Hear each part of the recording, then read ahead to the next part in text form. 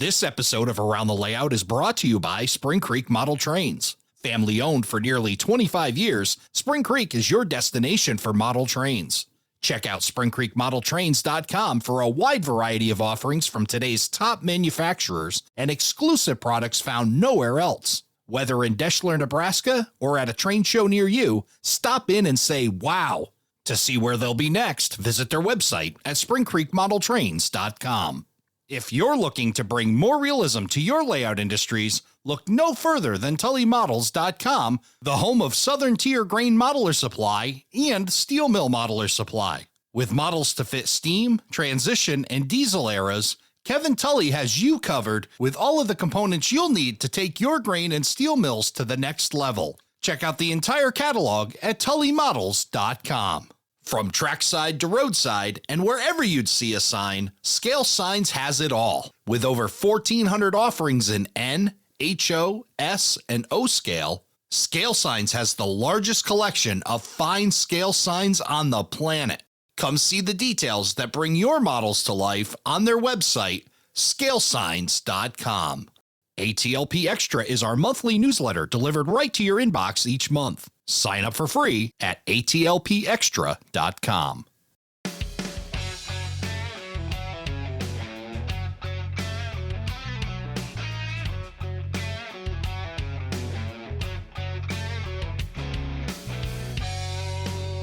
Hello, everybody, and welcome to Around the Layout, where model railroaders come to tell their story. My name is Ray Arnott. So glad you could join us. It's time once again to find out what's happening in model railroading, and to do that, joining me is the editor of Model Railroad News, Tony Cook. Tony, good to see you again. Hey, how you doing, Ray? I'm doing awesome. Good to see you again. Can't believe it has been a month. When I started putting notes together for the show, I thought, well, how come we're recording again already? It's only been like a couple weeks, and it has been a month. But boy, it's just, spring, and you get busy, and time is flying. Yeah, well, they say it's spring, but at the time of recording, here in the Northeast, we're supposed to get a little bit of snow overnight. So it just craziness. I'm ready for warmer weather. Although there's a ton of model railroading projects that I could be doing, I'm ready to get outside a little bit and see some green grass and get into that season. It's finally hitting a little bit. I'm here in Missouri, and yeah, it's warming up, seemingly.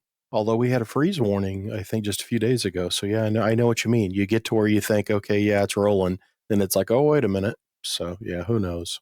Well, we want better weather because we know we got a whole bunch of model railroading events coming up here soon, and we want good weather for those, and just kind of looking forward to all of that. And I know there's going to be at least a few of those model railroading events where we're going to see our guest at. Oh, who's our guest today? I think I've seen Jim Wiggin in the background here. Is that who I think that is? That looks like Jim Wiggin from Athearn. I believe it is. We have Jim Wiggin with us from Athearn Trains today. Jim, how you doing? Tony, Ray, good to see you again. Doing well. How about you guys? Staying warm, right? Yes, yeah.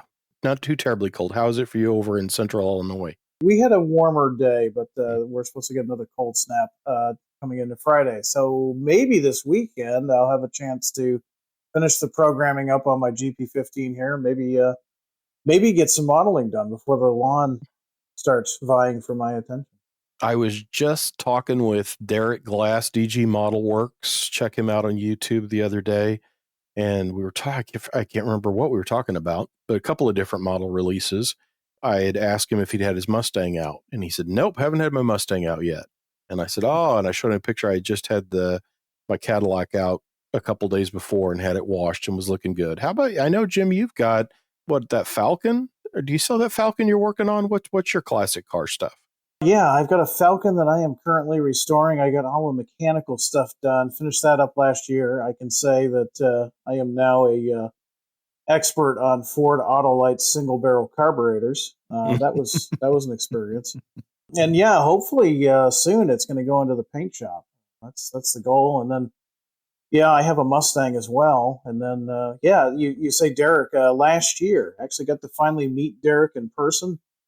He was at the All Ford event in Carlisle, Pennsylvania. He had his Mustang there. I believe he even won a some kind of Yeah, placement yeah. in the category. I don't remember what it was, but it was really neat to meet him, in person. I've worked with Derek for about 4 years now, and yeah, a lot of fun. So maybe pretty soon, maybe we can get those classic cars out. What are you going to paint that Falcon? What color?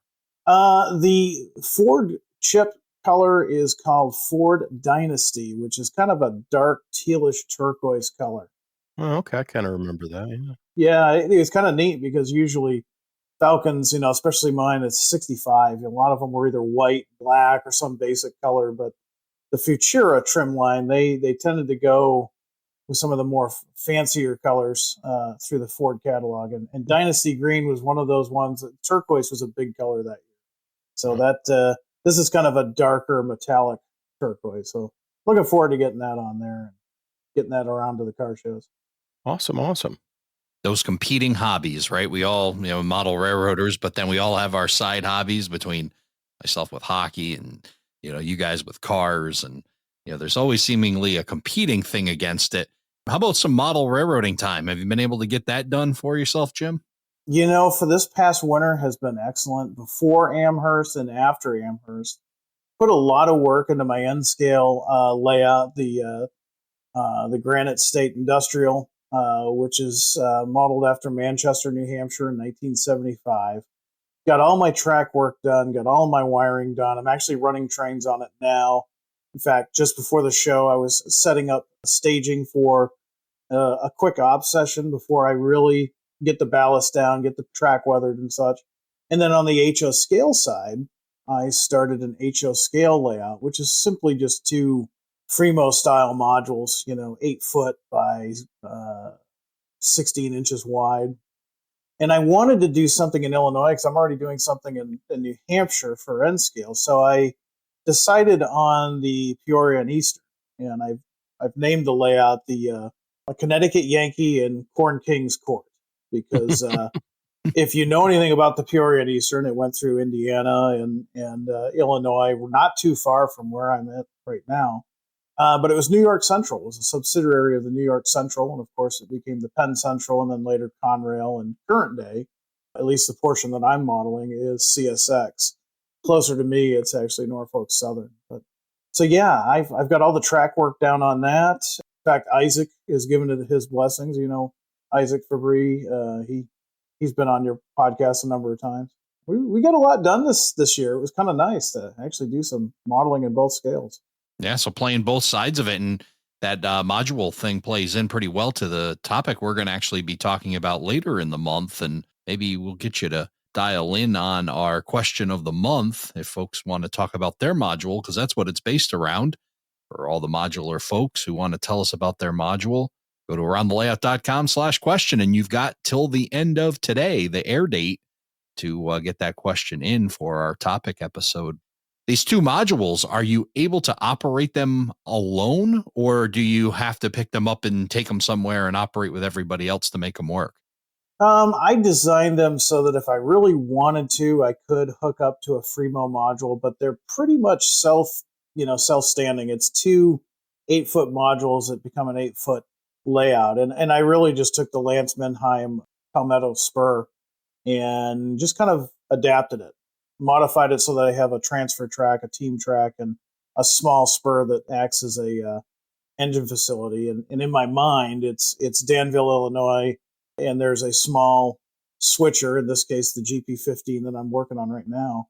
It services Quaker Oats and another food industry spur. And then, of course, it interchanges with, depending on what year, it interchanges with either Norfolk Southern, Norfolk Western, or nickel plate.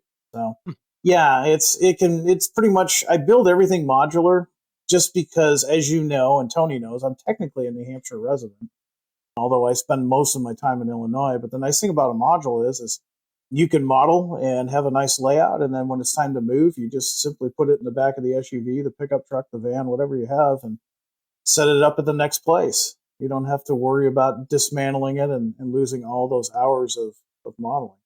This is kind of the shocking part, isn't it, Tony, that not only does Jim work for Athearn, but he's a model railroader too. Both HO and N. Yeah. In two scales. Two scales. So isn't that something? Because we talk about this quite a bit about these model railroading company employees that are actually model railroaders themselves, and that's always good to know. That's very much so. Yeah. And I say it a lot on our lives that all of our product development is model railroaders. I mean, Janik and John are both in model railroad clubs. The guys that work for them, they are in model railroad clubs. Janik's actually into Fremo as well. And yeah, we do this because this isn't just a job. It's not just punching a clock from 9 to 5. It's a passion. And I think that you see that with a lot. We're fortunate nowadays to see a lot of the model railroad manufacturers have folks that are passionate about the hobby, and you can tell. It's interesting because I don't think you didn't know that. I think with social media and YouTube, especially, we find out more of these kind of things because we get to talk to these people. There's more interaction, but it does make me wonder now. Back when I was a little kid and thinking a lot of the things I would collect, like wonder if there were modelers in those. There probably were, but again, they just you didn't have the attention or didn't know. Yeah, you're right. I think social media has made it, more accessible for people because, like anybody else, I've got my own social media feed and I'll post things about the Granite State Industrial from time to time. And it's kind of neat when you go to a show like Milwaukee or Amherst and say, yeah, I've been following your progress on your layout or something. It makes it, if it were me anyways, if I was the customer, it makes it, oh, well, this guy gets it.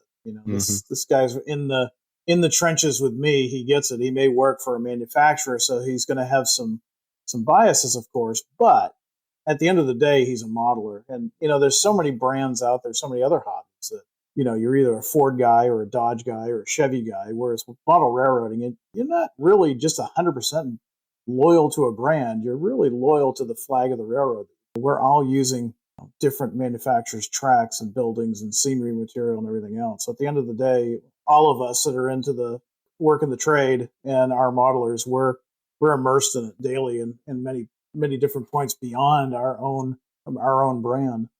Well, it definitely brings that credibility and that relatability as well. And well, I kind of joke as I go into that because we know you're a model railroader. We had you here on the podcast, and we'll go back and we'll share that link back to that episode on our website, aroundthelayout.com/155. So why don't you tell us a little bit about what's happening at Athearn?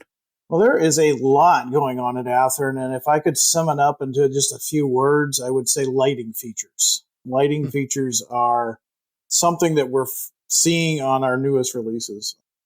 I am programming my new Athearn Genesis GP15 into my proto throttle, and that has got brand new lighting features. Now, the last release didn't have these features, but the new GP15s have lit number boards, lit classification lights, as long as the prototype had them. And these are lighting features that, our customers have been wanting. So the recent release of the GP38-2s is another example. Those have lit number boards and classification lights. And just delivered, I believe, within the last week or two, the MP15 ACs. Again, a lot of new lighting features with those. So yeah, lighting features is a big thing right now. And we just announced our GP49s, our GP50s, and our GP39-2s, and those are being upgraded with lit number boards and classification lights where applicable. So that's exciting. I mean, folks really like the lighting features on their models. It's a lot of fun. The Jeep 15s you mentioned, I'd bought two of those. I bought the Rio Grande and the Southern Pacific. And the SP, of course, has additional lights. Well, so the Rio Grande has lights on its nose, too. And yeah, it was a lot of fun to see all the different things that they can do. So what do you think is driving? Is it LEDs? Is it what's making that more available? Because these were always Genesis models. This is not like this is moving up. So is it customers asking for them? What's the move to, well, we got to do it now with class lights and number boards and all that as controllable and functional?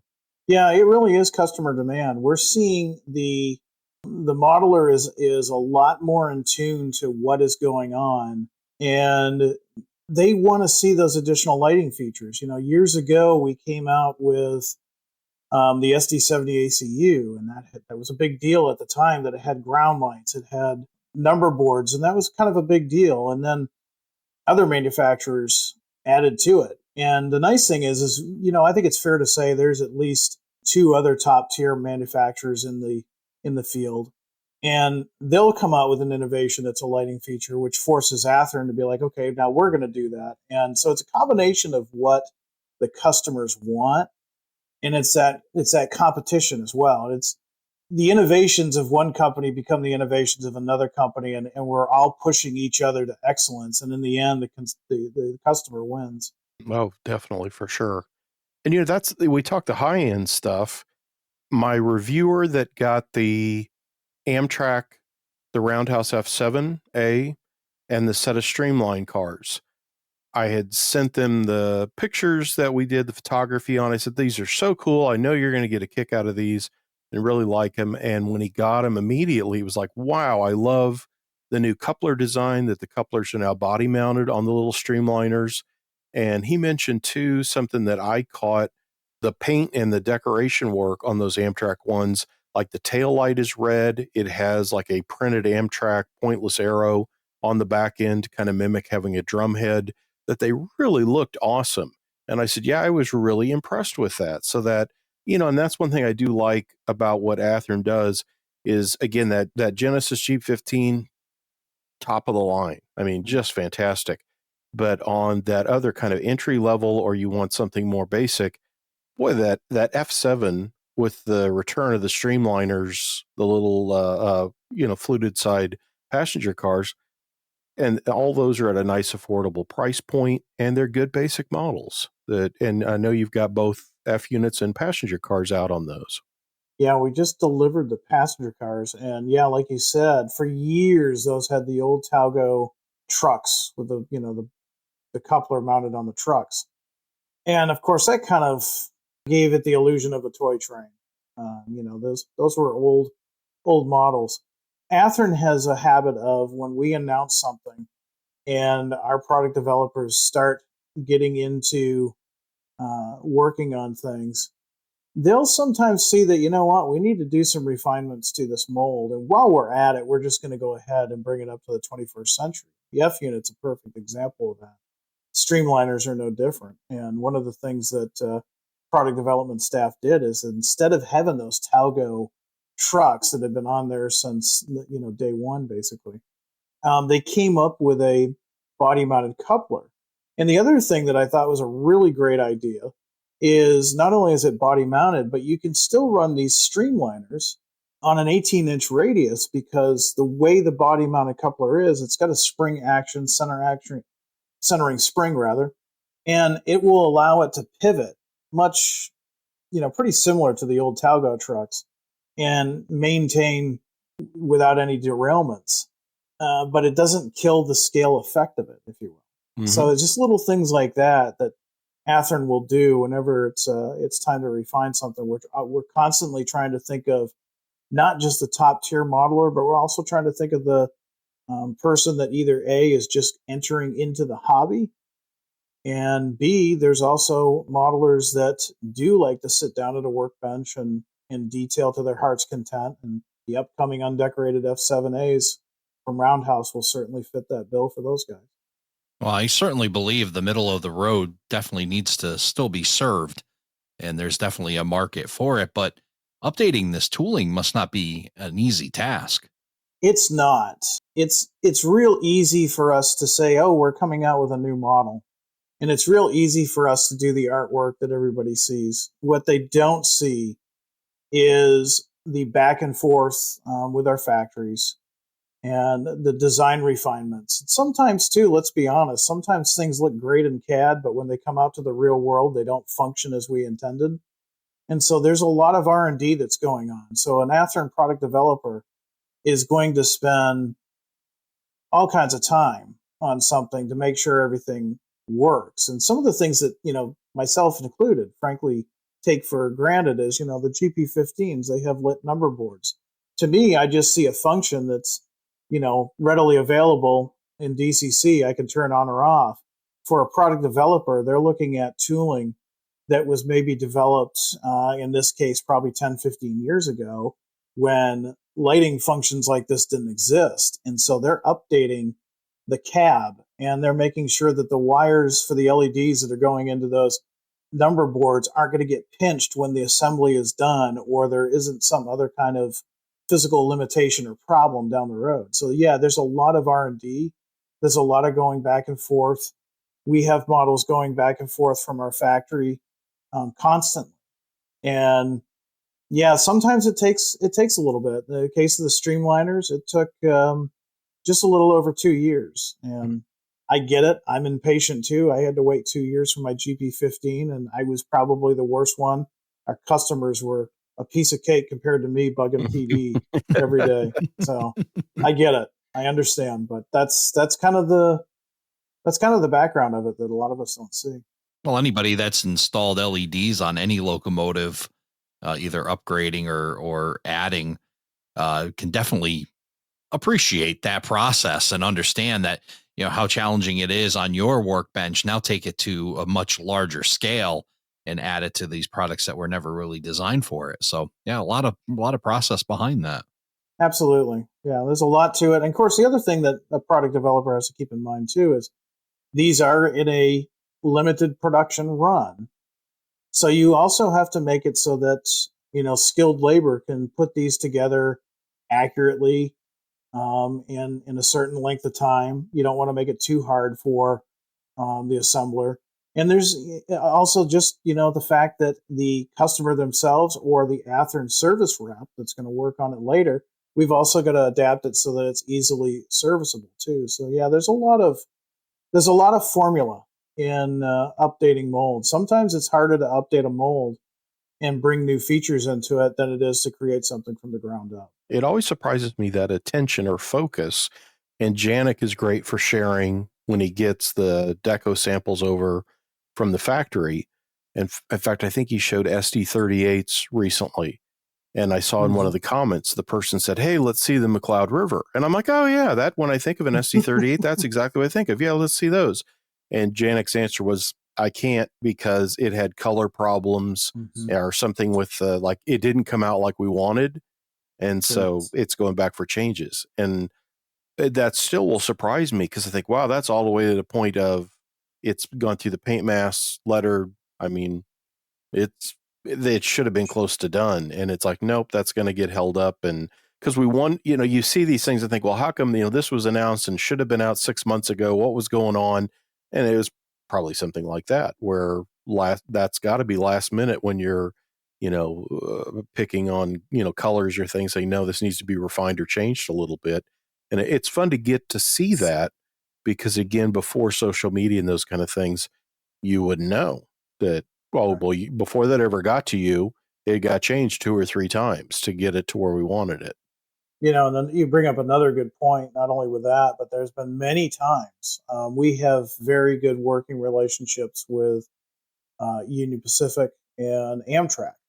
Now, Amtrak is a licensed deal for Athearn, and we have a contact at Amtrak, and he has to sign off on everything. So, when we do a run of the P40s or the P42s, those are sent to our contact at Amtrak, and they have to sign off on it. Same with Union Pacific. We had to work very closely. Tony, I know you remember the 6900 done up as the bicentennial, bicentennial that never happened.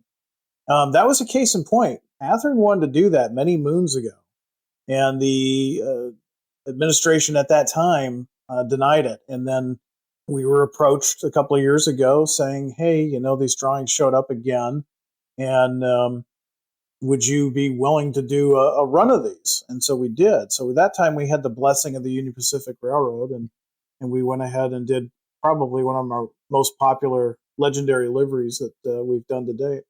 That's the thing I think we forget about too. It's we want, and we think it's just so easy. Not only the mold part, but yeah, just make a Ford product or just make a Union Pacific. And there's so much more that goes into it, and especially that licensing can be extremely tricky. The other thing that a lot of folks don't realize, and I've had the opportunity. I have friends that work for both Class 1s and as well as small regionals. and I've gotten plenty of opportunities behind the throttle of the prototype, and I'm kind of as Tony knows, not just with cars but with locomotives, specifically first and second generation locomotives. I'm kind of a nerd when it comes to all the different types. And what people forget is, take for example an EMD GP7. When they were delivered anywhere between 47 throughout the 1950s before the GP9 took over, it came from the factory. Now, the nickel plate would order it specifically for their needs. They would have a specific set of horns. They'd have a specific set of, the size fuel tank, things of that nature. And then, down the road, that locomotive would get changed either by its own shops, and then it might get sold, and it might get sold to a different railroad, maybe another class one. And then they're gonna modify it. They're gonna change it. And then you finally come 50, 60, 70 years later, and it's working for a short line, and now it's got a chopped nose, it's got a homemade cab, it's got all of these different details. It doesn't look anything at all like it did when it rolled out of LaGrange. And you can't simply do what we used to do in the blue box days and just take a GP9 and paint it black and say it's nickel plate, and then paint it, I don't know, orange and say it's the Podunk Southern. You just can't do that anymore because our customers are wise to the details. But in order for us to get to those different points, it takes probably days, if not sometimes weeks, of research for the product developer to hunt down all of that information. And even then, we don't always get it right, just because, we're all stationed throughout the United States in our different places. We can't normally just walk up to a locomotive and get all the data we need. We're working with pictures and books and on the internet. So sometimes we have what we call Athearn fans contact us with additional photography or additional details. And then we get it to the point where now we're actually ready to build a locomotive from the parts in our catalog, send that order to our factory, and they build it to spec, and then they paint it to spec. And that's just step one. Then it's going to come over here and get checked out. And that's what Janik and John and their crew spend a lot of time on. And, like you were saying earlier, well, I've been waiting 2 years for these GP15s. Well, I mean, I have the luxury of working on one project at a time in my personal time. I have a Ford Falcon I work on. That's all I work on. Janik is working on 15, 20, 35 projects at any one time. And he's working on projects that are not only going to release in 18 months or more, but he's also working on projects in between that, as well as the project that should be shipping to our distribution center within 6 to 8 weeks. So it's a dizzying array of any one time. I call Janik a professional kitten herder because that's what it really is like. There's a lot going on at PD. Yeah, for sure. It's a lot of different projects going on, and trying to manage all of that. And, kind of no wonder why you're so busy with your Train Tuesdays. Tell us a little bit more about your Train Tuesdays and how we can find out more about Athearn. Yeah, definitely. Thank you for that. We changed the format at the beginning of the year. We had been doing some things, and, the visibility was good, although I wanted it to be better. And so what we started doing is at the beginning of the month, we have new announcement videos. And basically the new announcement videos show the artwork of the models that we're going to be producing that are open for pre-order. And we go into detail. We'll say, this locomotive was manufactured this date, and it ran for this railroad, and blah, blah, blah. And we basically set the stage for what we're offering within that run. And each video is for each project that we're doing. So there's a video for the Jeep 49, a video for the 39-2, and so on. Train Tuesday, however, has shifted, and now we're covering products that are just shipping or will be shipping soon. And the reason why we did that is because, let's face it, not only just with Athearn, but with everybody else that's coming out, there's so much coming out at any one time. Thank goodness, Tony, for your magazine. I'm going to plug your magazine for a second, because I do use your magazine to keep up with what's going on out there. So what Train Tuesday does is we'll pick a specific product. We just talked about the Bombardier cars this past Tuesday. They're available in N-Scale and HO right now. They're shipping to dealers.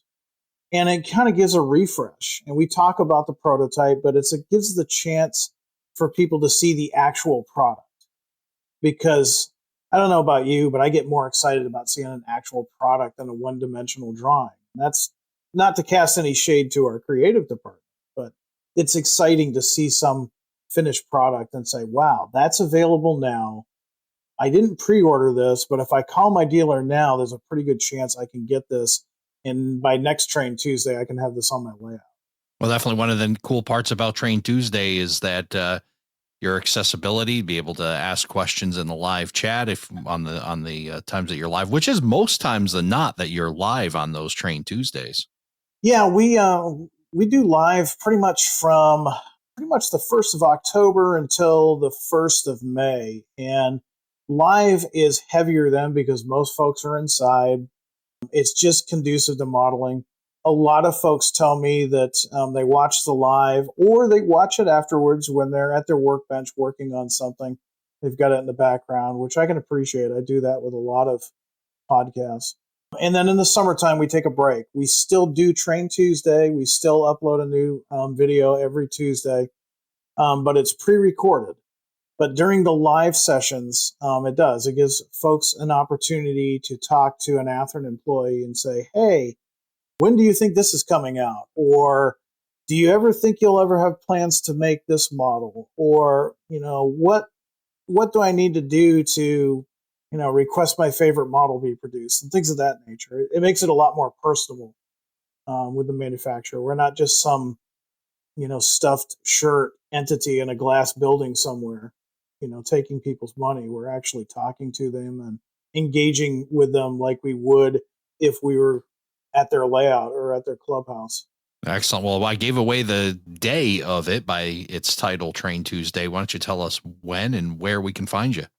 Sure. Train Tuesday broadcasts live through Facebook and YouTube every Tuesday night at 7 o'clock Central Time. And like I said, from May to October, it's pre-recorded, but we still drop a new video every Tuesday about 7 o'clock Central on our YouTube channel. Excellent. We'll share a link to the Athearn YouTube channel and their Facebook page as well on our website, aroundthelayout.com/155. Great stuff, as always. And Jim, I'm excited. I'm eager to see the 2 modules, the HO stuff you're working on as well. So, but I guess we'll let you get back to working on that G15. And you see you're getting it set up on your proto throttle. Yeah. I've become a fan of the proto throttle. Like I was telling you earlier, I've actually operated a couple of different EMD locomotives, thanks to the local railroad museum. And once you operate an actual EMD locomotive, I'm a little biased, but it's kind of hard to go back to a rotary switch or something of that nature and buttons. It's more fun to have an actual miniature control stand. And the way we mimic up the physics through the Tsunami 2, it just makes it that more interesting, and especially if you have a small shelf layout like I do. So, yeah, if you haven't heard about the proto throttle, you check them out. They are a great resource, and they go together with Genesis locomotives like peanut butter and jelly. Well, the only thing it's missing on a proto throttle is the Surgeon General's warning about their addictiveness. It's quite a thing when you get one in your hand, you just can't put it down. And like you said, it's never the same. And speaking of Athearn Genesis, when's the Athearn Genesis SD70 ACE Ditchlight Edition coming out? I kind of did something wrong. I posted that picture and John was not real happy with me because of the amount of LEDs. And George over at Soundtracks called me right away, said, you're nuts. He forgot to announce the Tsunami 16 for that release. And I told John, I'm sorry, but you said the working Sanders model wasn't ready yet. So I don't know, it might be a while. But we do have a license with KC Daylighters, and that'll help. I guess so. Yeah, that was quite an April Fool's post from you guys. Yeah, did a very good job. We'll share an image of that also on our website, aroundthelayout.com/155. Yeah, that was excellent. Yeah, there's about, I don't know, I've lost count, 8, 9, 10. There's, I don't know, about 20 some odd ditch lights on the front of this SD70. So you guys having a lot of fun over there on April Fool's Day at Athearn. Yes. So good for you guys. Jim, thank you so much for coming on Around the Layout and getting us up to speed on Athearn. Ray, Tony, pleasure as always to be on here. Thanks for having me on board, and high greens, guys.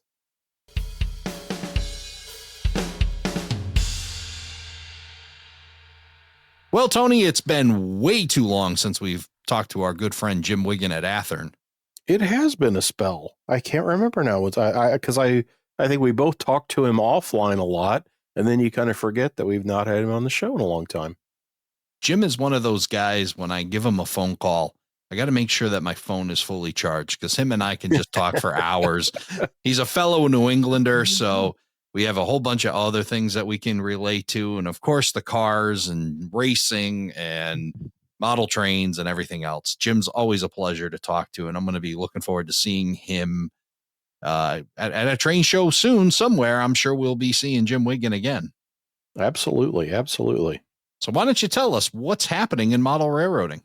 Well, we're going to kick off with some of the Athearn Genesis items that when we talked to Jim, he mentioned the updates that have been going on for several of the Genesis diesel locomotives, where they're getting number boards and class lights that become functional, and recently announced our GP39-2s, GP49s, and GP50s, which are all 4-axle EMD locomotives, about 1980 vintage. The 39-2 was out, of course, earlier than that, but the models that Athearn is doing in this run are that later era with the Q fans and the angled blower behind the cab. Lots of interesting road names in this bunch. Take a look at them. There's prototypes, there's legendary liveries, there's a special Athearn red, white, and blue, I think, for 2026, which I think we've talked about before, and neither one of us can say. A bicentennial was so easy. But 2026, I'm trying to remember how you say that. I'm sure it'll become secondhand to us soon, but at this point, I think that's what that one is. But in the GP39-2s, there's Rio Grande legendary liveries.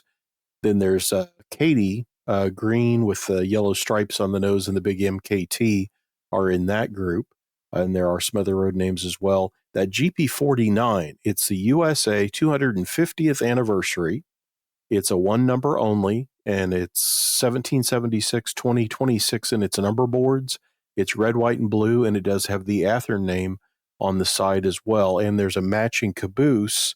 They're doing the International Car B&O prototype bay windows, and there'll be an Athearn caboose to go with that as well. So take a look at that. In the GP50s, the one thing I thought was neat, there's the prototypes like BN. There's a Genesee in Wyoming, TP&W subletter, a High Hood Southern. But what is neat, if you'll remember the 50s when they first arrived, Frisco had ordered them. And out of their group of, I think, 10, one of them showed up in red and white Frisco, but I think it had its BN number on the cab. So it was the last newly delivered Frisco.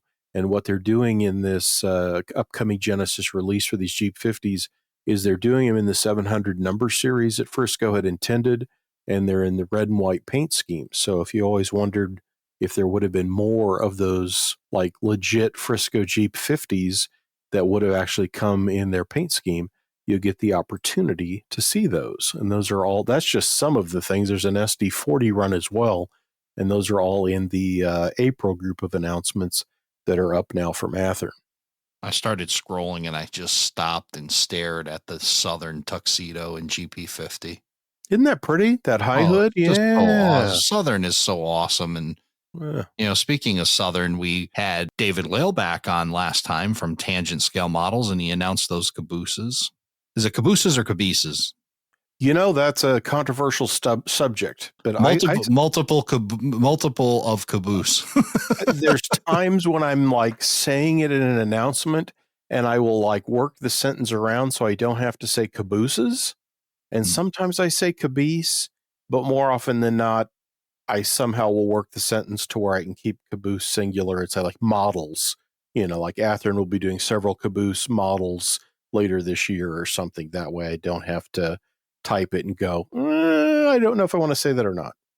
Yeah, cabooses, caboses, I don't know, whatever. Yeah. So, but anyway, they released those Southern and Norfolk Southern ones, and I walked into the local hobby shop, AA Hobbies in Warwick, and they had the one with the Southern logo on it. And it came home with me because it was just so gorgeous. So just thinking on the Southern thought there. But yeah, so that's another, I guess I got a collector's item that'll go up on the shelf for now until I get an NS layout, and then we'll have to work it in there somehow. And as they do a lot, those tangent Southern cabooses sold quickly. Yeah. Other new thing I wanted to, I feel like at times I don't have enough in scale, that I'm an HO modeler, but, of course I monitor all the different stuff all the way up to G, all the way down to Z for the magazine. But I feel like at times that I become too HO-centric on things, and that some of the other scales I don't focus enough. And there's a new gondola out from Bluford Shops. This is, I think he had them last summer at the RPM, or he had early like 3D printed examples. This is his 52-foot, 15-panel Milgon, which he has made before, but this is the dented version of it. So it has a really neat, authentic look. I just received samples of these this week. I got the Conrail and the Frisco that are both kind of mineral red, and they really, really look dynamite. It's a great group of cars. They come fully assembled. The interior of the gondola a lot of times is a different color. It tends to be like a lighter brown, which really stands out on like the black, like the Rock, Erie, Lackawanna nickel plates. They're great looking cars, and the first batch is out now, so check with your hobby dealer. And if you go to Bluford Shops website, you'll see a second round has been announced and has like Burlington Northern, DT&I, Katy, Norfolk and Western, Wabash, lots of neat stuff. So a really cool model that you can just write out of the box onto the layout, and it looks like it's been beaten around in service for quite a while. This is really cool. And it's just amazing what they're able to do now out of production and be able to do these kinds of things. I mean, we've seen the clinics where you take styrene and you add to the car and add the bulges, but now for them to be able to produce a car that looks like this right out of the box, this is really cool. So kudos to you, Bluford Shops. Great job. Yeah, it's Craig Ross, and he really does some neat stuff. I've got a couple of books to talk about. Rudy Garbely's got a new book. I can't remember if I talked about this or not before, but I don't think I did. It's the last 3 decades of the Chicago Northwestern. And man, the Northwestern's one of those railroads that everybody seems to really, really, and I do too, like. This is 1971 to 1995, and it's a $50 book, loaded with color pictures. And again, that's the last 3 decades of the Chicago Northwestern. And there's several really neat books that Garbely's got rolling out right now. He's got another Susquehanna book coming out, but he really does some neat stuff. So if you don't keep up with that, he's on Facebook, and he's got a great website. I review a lot of his titles, and I post them in Model Railroad News and Diesel Era as well, if it's diesel related stuff. So check that out. That's a new Chicago Northwestern book from Garbely Publishing. Next up, we got more N-Scale Intermountain Railway. More love for these N-Scale guys. I know. As I say, I always feel like I'm kind of short shifting the N-Scalers, but not this time. Recently announced from Intermountain, N-Scale GMD SD40-2W, so that's a wide nose. There are also regular SD40-2s, so just the regular Spartan cab and nose coming out in N-Scale. And from what I've heard from my contacts at Intermountain, both this N-Scale and there's HO SD40-2s coming will all have revised tooling and mechanism changes and upgrades across the board. So take a look at in the April dealer announcement for Intermountain, the N-Scale are shown, and you can find the HO listed on Intermountain's website as well. And shipping right now from Intermountain is a new N-Scale Trinity 3281 covered hopper. That's like a little cement or sand hopper in N-Scale, is brand new from Intermountain right now. I've seen these on the Providence and Worcester in person, cool. The 1-to-1 scale. Yeah, many. I think they've been since sold and repatched, but for quite a while I was seeing them on there. I think they have now entered calcium chloride service for the Genesee in Wyoming, and they patched them out, but you can still see the Winchester and Western bleeding back through, fighting its way back out of the patch. So very, very cool. Very cool stuff for the N-scale folks. Bob Sears at Roka Prototype Models sent me a group of the new General American tank cars. That's his, I think it's a 16,000 gallon single dome tank car. It's about 50 foot long. And, you know, these are fantastic cars. They've been out before. They originally were American Limited models. And when Bob started Roka, the tooling went with him on that one. And this group has got some Chicago Great Western cars, Santa Fe cars. And these tank cars are like water service, or they like one, I think one of the Santa Fe's is also a fire service one. So it's got the little set for the hose. Another thing is kept in like a tool type carrier along the bottom of the car. There's a BN fire one as well. Boy, they're spectacular cars. And I remember how good they are, but they were especially awesome to look at this week because I've been working on the HO Collector Annual of all the old AHM cars. So literally every spare moment, I'm unboxing these like old 50, 60-year-old crude AHM cars. And then suddenly a couple afternoons ago, I had like a half dozen of these Roka tank cars. I'm like, wow, these are amazing cars. They look so good. And they really are, but they were especially great after, you know, days of looking at very crude AHM cars. But boy, check these out. There's all sorts of neat road names in the group and specialty tank cars.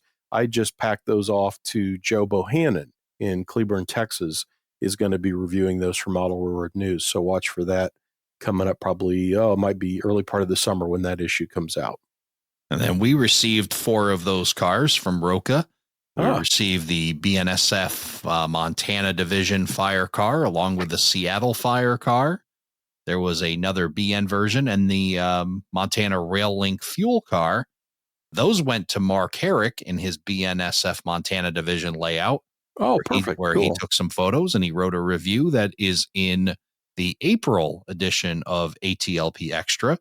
And if you want to see that, you can sign up for that newsletter at atlpextra.com. And Mark did a great job writing those cars up and took some beautiful photos on his outstanding layout in Windham, Connecticut, and shares them all in that newsletter. So definitely check that out. And thank you to Roka for sharing those with us. Those are spectacular cars. I hope you got to look close at that. The fire one, especially with the extra equipment, you know, hung below the walkway. Those are just, it's amazing, aren't they? They are absolutely amazing. And then when I got to the last operating session over at the BNSF Montana Division, I was assigned the extra to take those cars up to the Continental Divide for a forest fire. So I pulled the extra up there and brought those cars up to the U.S. Forest Service, met them to put those cars on the main so that they could have water supply to fight that forest fire they were fighting. So had a great time with those. And again, thank you to Dr. Sears and for getting us those cars. Awesome. That's very cool. I'm eager to see his review of those in the extra. Walthers just announced a new run of its mainline SW1 switcher. This is one of the earliest of the EMD switchers. It's got, I always called them like the saddlebags in front on its front porch, which is the sand carrier on that design. That little SW1 is coming back with DCC and sound for the first time. So those kind of models, I think, are just so ideal for a model railroad. As far as operating, that, you know, it's a very practical locomotive. It's got a nice price tag to it as well. That's ESU electronics that are going to be in it.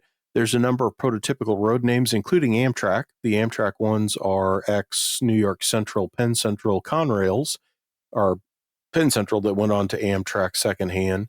There's Boston and Maine. There's a Way of the Zephyrs, Burlington, Milwaukee Road, several others. And of special note, for those looking for like a home road use, or for, you know, if you're going to have it working at like an elevator, there's an SW1 in yellow with the black, like the hood roof is black, the cab roof is black, and then everything from the sill down is black.